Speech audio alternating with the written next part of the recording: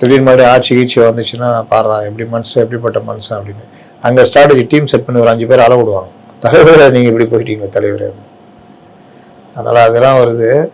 என்னன்னா ஸ்டாலின் அவருடைய வாழ்க்கையில் ஒரு உச்சத்தை தொட்டதுன்னு பார்த்தீங்கன்னா 2019 அவங்க அப்பா மறைவுக்கு பிறகு அவர் தலைவராக வந்த பொழுது அவர் நாடே அவர் அவ்வளோ பெருசாக பார்த்துச்சு.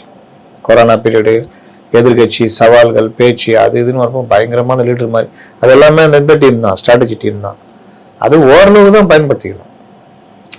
இப்போ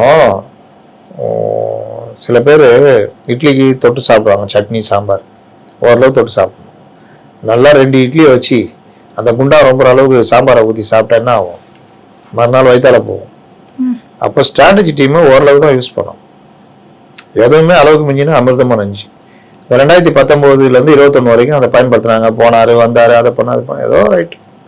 21 ஆட்சிக்கு வரும்போது ஸ்டாலின் வரார், விடியல் தர போறார், அப்படி இப்படின்னு கொண்டு வந்தாங்க. குளத்தூர்லையும் ஜெயிச்சார், நல்ல ஓட்டு வித்தியாசத்தில் ஜெயிச்சார். எஸ்ஆருக்கு பிறகு பல ஓட்டு காணுவாங்க. அப்போ